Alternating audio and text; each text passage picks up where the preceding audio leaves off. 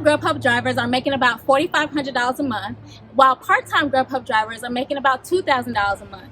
I'm going to share with you 6 tips so that you can maximize your GrubHub earnings and take home as much money as possible.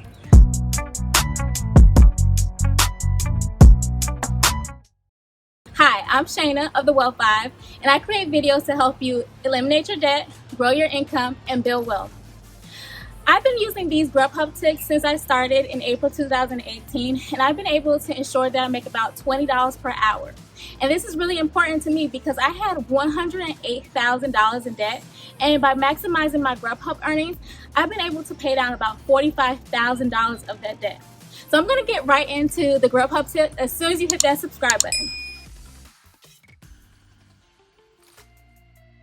So my first tip is to make sure that you work on block.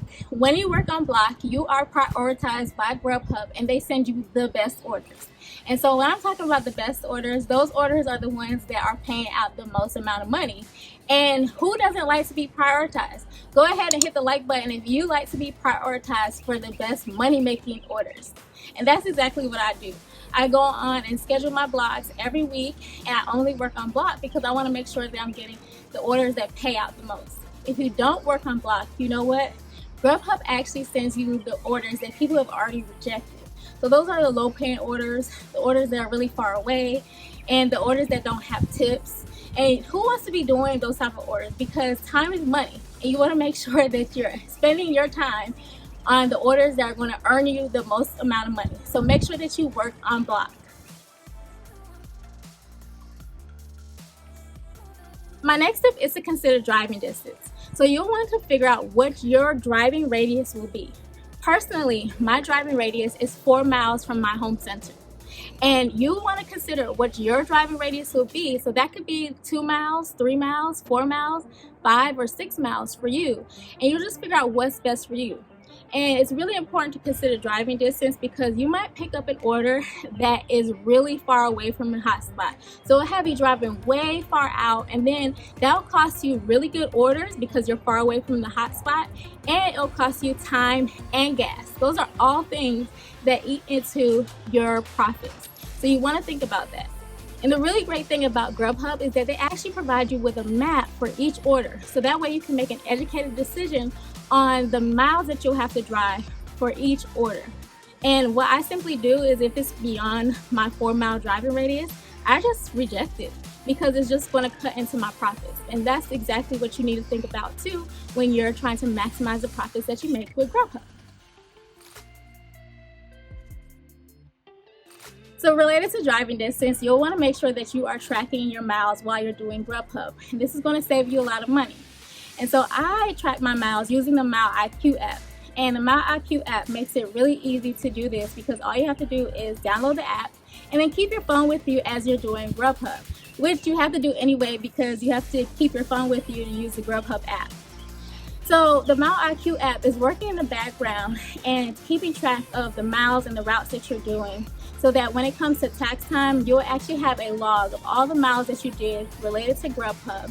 And you'll see how much money you can actually deduct from your taxes. So last year, I was able to deduct about $4,500 from my tax liability just by using the Mile IQ app. And it was just super easy to do. And it saved me a lot of money and in turn maximized the profits that I was able to make from doing GrubHub. So if you're interested in checking out the Mile IQ app, I'll have a link down in the description box below so you can check it out. And if you use my link, you'll actually get a discount on the Mile IQ app. And I have found it to be super helpful and easy. And like I said, it saved me a lot of money and time being able to track my miles automatically. So this next tip has really been the key to making sure that I make the most amount of money possible with GrubHub. And that tip is to cherry pick. And so I'll put it out there now. If you cherry pick, that will affect your status with GrubHub. You will not be able to be a premier driver with GrubHub if you cherry pick. But from my own personal experience, I've realized that it really does not benefit me to be a premier driver. And I stay at the partner status because I've been able to make lots of money by cherry picking. So let me tell you my cherry picking strategy. GrubHub pays you in 3 different ways. They pay you through the base pay, mileage contribution and tip. So there are two parts of that equation that vary. That's the mileage contribution and the tip. But we know that the base pay pretty much stays the same all the time, and it's about $3 per order. So when it comes to the mileage contribution, you want to make sure that you are not getting paid out a lot of money when it comes to mileage contribution, because all that means is that you are being paid to drive really far distances. As I mentioned before, driving far distances costs you money, time, and gas. And you don't want to be paid just to drive far distances. So you want to make sure that that mileage contribution is about less than $1. And how you'll determine that is by looking at the map and getting familiar with your area and making sure that you're sticking to the driving radius that you set for yourself. Then the next thing is to make sure that you're actually getting tipped, because customers have the option to either tip in cash, not leave a tip at all, or to tip during the app. And so I like to make sure that I'm taking orders from customers that have already tipped in the app, because that gives me the best chance of actually getting a tip. I've noticed that when I take 0 tip offers, most of the time the person does not tip in cash at all, and so I end up reducing the amount of money that I make. So I like to take orders that have already been tipped in the app. And so I like to make sure that I am taking orders that have at least a $5 tip. So based off of the way that GrubHub pays in those 3 different ways, I know I'm going to get a base pay of $3. And based off of my rule of a $5 minimum tip, I know that my orders need to be at least $8 for me to accept them. If they're not $8, then I reject them. And I know that I've been able to make anywhere from $12 to $15 on average for each order that I do. And with those higher payout orders, I make sure, like I said, that that mileage contribution is not contributing a lot to that payout, because all that means is that I'm just driving all around and cutting into the profits that I make.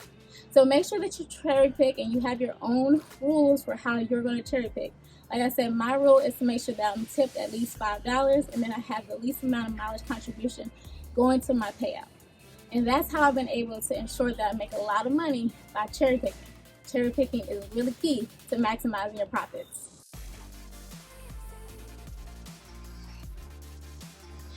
My next tip is to be mindful of hotspots. So hotspots are those areas in your local market that have the most amount of restaurants, and therefore you'll get the most amount of orders by being in that hotspot area.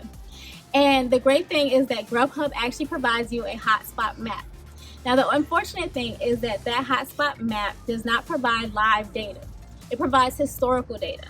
But you can still use it for your resource, because you can look at that map whenever you're not getting a lot of orders to determine whether or not you're in a great position or not.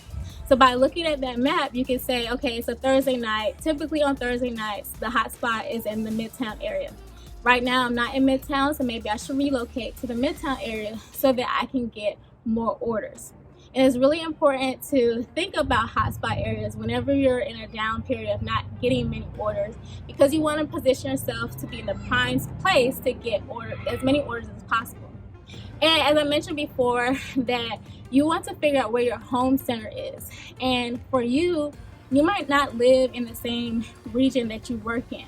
So by looking at the hotspot map, you can get an idea of where you want your home center to be. So use the hotspot map to think about those things. Personally, I use the hotspot map to figure out where I should start working, because when I moved to Atlanta, I didn't really know where those, busy areas were. And by looking at the hotspot map, I was able to determine that, the Midtown area and the downtown areas are the areas that I need to be able to maximize the amount of money that I made. So the hotspot map really helps out for you when you're not getting a lot of orders, or when you're new to GrubHub and you really don't know where the orders are. So use the hotspot map to your advantage.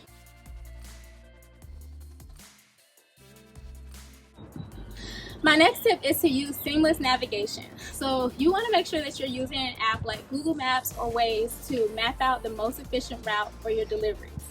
So oftentimes GrubHub will assign you a double or triple order. And so basically what that means is that they'll send you to a restaurant and then ask you to pick up 2 or even 3 orders at a time. And they'll even recommend to you which orders you should be delivering first, second, or third.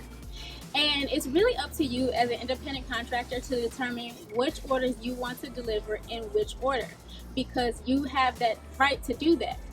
And so what I'll do is when I'm at a restaurant is I'll type in all the addresses for each of the orders, and then I'll rearrange the route based off of the driving distance and time to make sure that I have the most efficient route possible to take.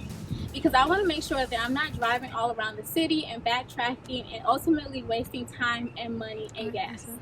And so you want to make sure that you're using apps like Google Maps and Waze to make sure that you are being most efficient with your time. So go ahead and hit that like button if you like being efficient with your time, because come on now, time is money, and we're all in this to make sure that we are maximizing our profits so we can, toss it away at our debt or even to save more money.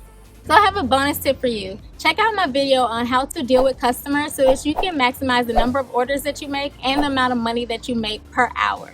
I hope this video was helpful to you, and if it was, go ahead and share it out to other GrubHub drivers so that they know how to maximize the amount of money that they make as well. And I hope that you subscribe so that I can see you in the next video. Thanks for watching. Bye.